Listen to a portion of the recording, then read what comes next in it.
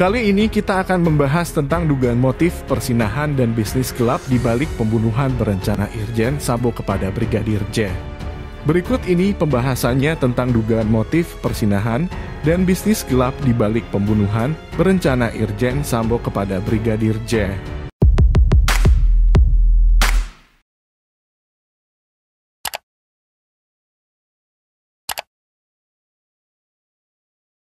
Tribunnews.com, Jakarta. Alasan Timur X Timur Kadif Propam Polri Irjen Verdi Sambo melakukan pembunuhan berencana terhadap Brigadir Yosua Huta Barat alias Brigadir J masih menjadi misteri.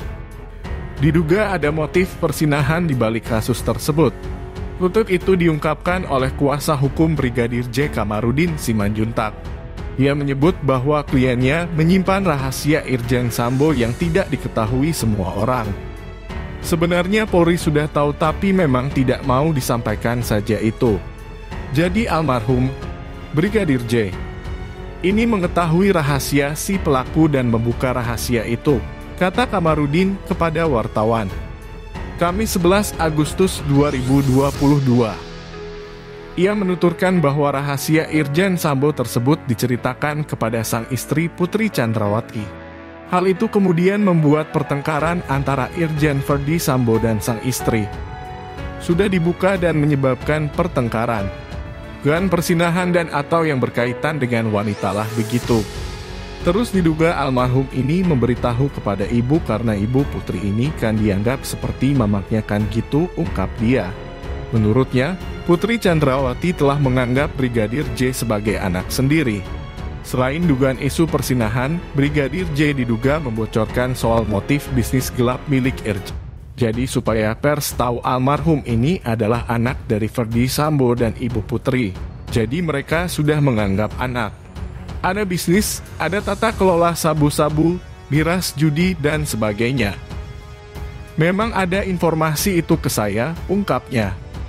Jadi yang pertama dendam karena mengetahui dan membuka rahasia, yang kedua itu terkait bisnis haram atau bisnis gelap, sambungnya.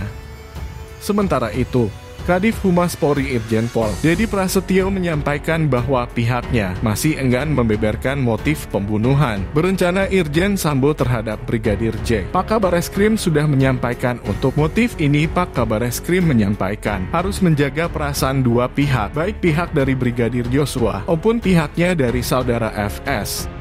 Katanya, nantinya, kata dia, seluruhnya bakal diungkap di persidangan secara terbuka. Menurutnya, motif itu tidak dapat dibuka karena sensitif. Pak Menko Polhukam sudah menyampaikan juga karena ini masalah sensitif nanti akan dibuka di persidangan. Di persidangan silahkan, kalau dikonsumsi ke publik nanti timbul image yang berbeda-beda. Karena ini materi penyidikan dan semuanya nanti akan diuji di persidangan, insya Allah akan disampaikan di persidangan, pungkasnya.